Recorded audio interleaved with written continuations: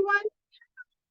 Welcome back to my channel. Always so happy to find you here. I do upload on Thursdays, so when you subscribe, and you should by now, you will be alerted when I have uploaded new content for your view. And of course, my pleasure. And it is my pleasure. It's always my pleasure. As you can see my backdrop. So today is February 1st, 2023, and it is the beginning of Black History Month, which we celebrate here in America for the entire month of February. And we recognize the history and the contributions of Blacks in this country. And I should actually Google that. I think another country celebrates a Black History Month as well. But at any rate, I'm in America. And for Black people, Black history is made every day. And we celebrate these contributions every day. But it's special to have the recognition in February. And so I have decided that for this month, that I will be dedicating my weekly uploads on Thursdays to Black history, and even braiding it with what's happening in our world as Black people today. And, taking a look backwards, but also looking current, and projecting what we'd like to have our future look like. But having said that, my intention for this is to hope, inspire, encourage that we bring other non-Black people into the understanding of who we are. And let me tell you what I mean by that. I am under the clear recognition that we have acclimated so much as a people in this country, that we are around other non-Blacks, whatever nationality they are. And so this is not a political talk. This is not a social awareness talk. This is just the truth and reality of who we are and how we have found our placement here from my perspective. And that is, anyone not Black hasn't experienced our Blackness directly. And only we understand what that is through each other. That is not culturally, that's not ethnically, that is not socioeconomically, that is the Black heritage. What we call the Black thing, the Black girl magic, the Black Panther, that Black Panther do, the understanding of our existence. Because the media, by far, projects the negativity of it and limits the positivity of it. You have to almost be A-listed famous in order to get a good media reflection as a Black person. When 90% of us, every culture has issues, but I hardly ever see or know the people that I see so negative in the news myself personally. And so I am saying for us this month, my viewers, I encourage you, bring non-Black individuals who you know through work, through your neighborhood, through your community, through your church, if your church is multicultural, through your community, your involvement, whatever your life existence model is, bring non-Blacks. And I don't mean just white, I mean any non-Black, because they don't understand us, because they've not been brought into our world for any length of time, except for those reasons by which I just described, in which we see them at work, at church, at our community. That's where we see them. They don't see us in our natural episodes. And how would they unless we invite them in and welcome them to come? And the reason I say that is because a person at work, we recently had, well, there's been a lot of morale functions because we're just coming out of the holidays. But I said, how come you didn't come to the social? And she said, I didn't feel welcome. I said, you do feel welcome. Everyone's invited. And she said, no, you welcome me. You invite me. They invite me, but I don't feel welcome. That was bothersome to me.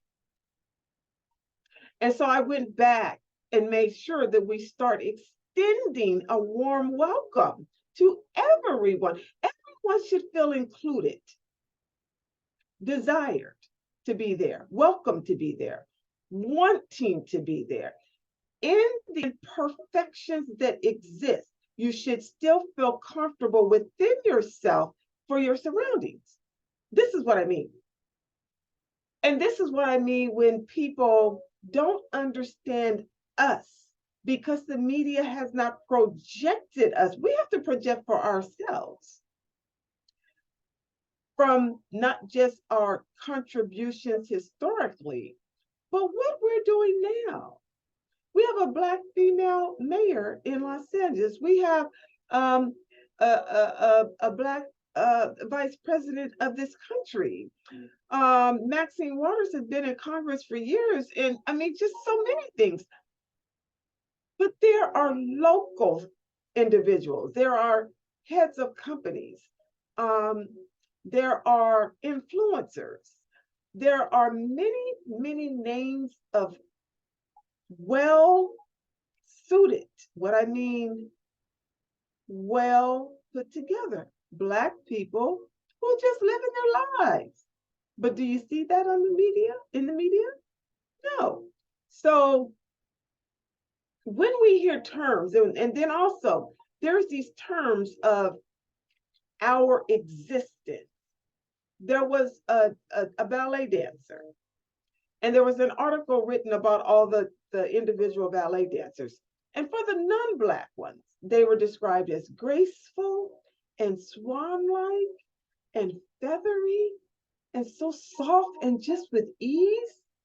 But for the Black ones, they were described as resilient and strong and, like a thoroughbred. Why were those types of adjectives used for those dancers when that type of dance ballet by default is one of grace and ease? This is what I mean, negativizing.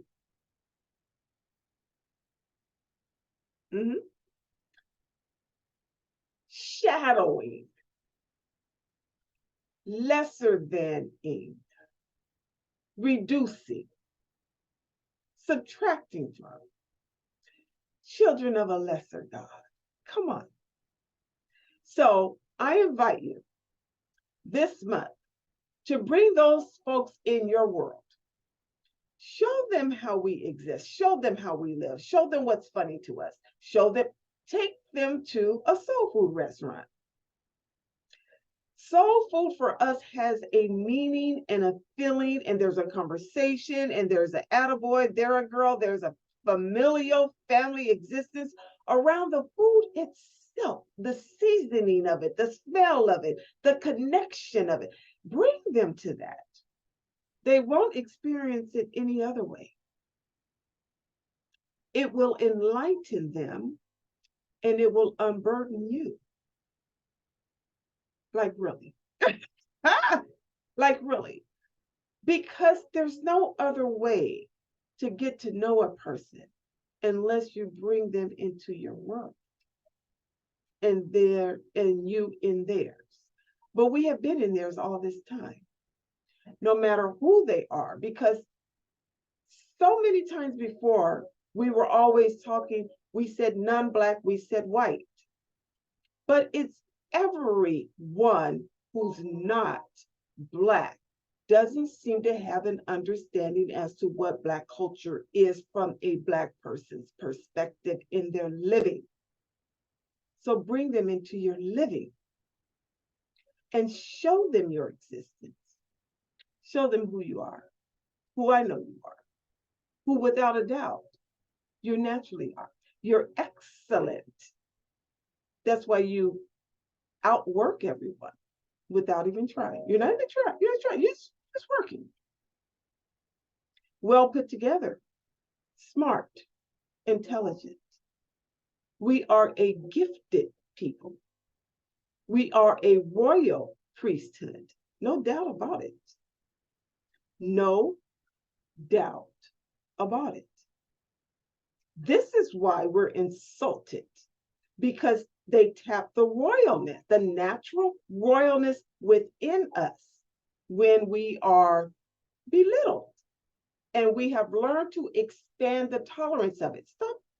Stop that. Correct the platform by which Blackness exists. I'm with you on it. Correct the platform by which Blackness exists. We're wonderful people. We're handcrafted. We're loving, kind, gentle, and honorable. This is why you rarely see a Black person do mass killings. We don't carry the seed. That's why I'm so shocked about these 5 officers. Never before had that happened. And now other things are coming out about one, it was personal, that I don't even want to, that's not what this talk is about. But it is not our natural episode.